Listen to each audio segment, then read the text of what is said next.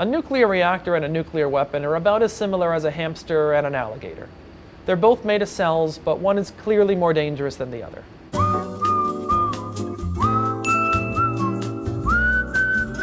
So the thing in common between nuclear weapons and nuclear reactors is they're both powered by fissile isotopes, like uranium-235 or plutonium-239. Fissile isotopes are special elements that break apart when neutrons hit them. When this happens, they release more neutrons and little atoms we call fission products, which carry off a lot of energy. In nuclear reactors, this energy is released over a long period of time, whereas in weapons, it's released all at once, instantaneously.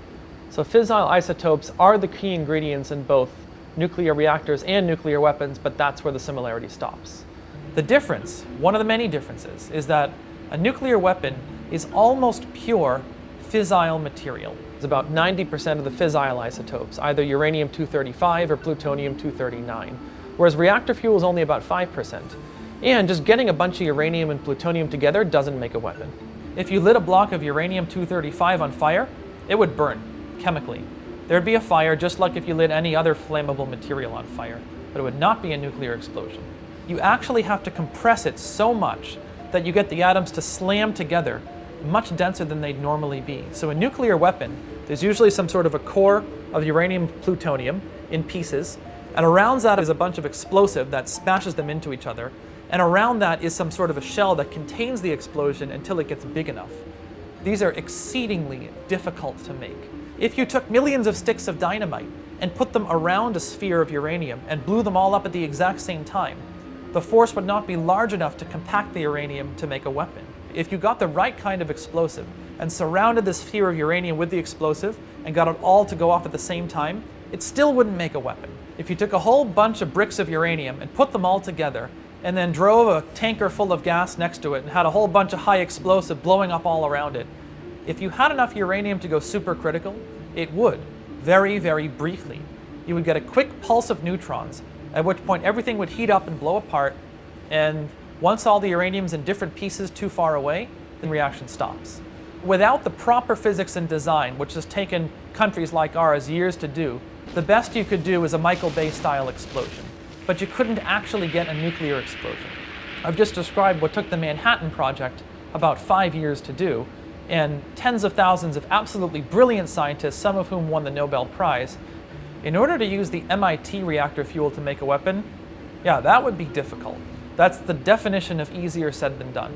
Not only would you have to figure out how to put the weapon together, but you'd have to physically get to the reactor's fuel, and that's basically impossible. The building is about 4 feet thick of rebar-enforced concrete that's actually been simulated to take a loaded plane crash, because that's one of the safety criteria for reactors in this country. You have to be able to fly a plane into it, and it shouldn't break apart. That doesn't even count the security inside the building, let alone the SWAT teams that would swarm the place if anyone even tried to break in. But let's say the terrorists got past all of that. Then they'd still have to get to the fuel itself, which is normally kept behind a lot of shielding to keep it safe so we can work with it. So if they took away the lead, the concrete, and the steel shielding, they'd be faced with the fuel itself, which is so radioactive that it would kill them on contact. Even if somebody were to steal enough material to make a weapon, you can't just put it together and have a weapon. It doesn't work. There's so much other stuff in the fuel. Most light water reactor fuels in this country are made of uranium dioxide. You put oxygen in the way of those uranium atoms, it doesn't work anymore. It works as fuel, but not as a weapon. Reactor fuel is only about 5% uranium-235. And there's other structural materials. There's steel holding the thing up, there's water surrounding it, there's zirconium alloys holding the fuel pins, the fuel rods in. There's all this other stuff that would have to be chemically separated. Another difference between reactors and weapons is the way the chain reaction is controlled. A reactor is a tightly controlled chain reaction with negative feedback, so if anything goes wrong, the reaction stops. A nuclear bomb is an uncontrolled chain reaction designed to get as hot as possible, as fast as possible. So when you hear the word chain reaction, you might automatically think of something that's out of control. But it's actually really hard to keep a reactor going. So let's say you had a certain number of uranium-235 atoms. Every time one of those uranium atoms splits apart, it gives off 2 or 3 neutrons, which could cause another uranium atom to split apart. But not every one does. Some of them leak out of the reactor and get absorbed by the shielding.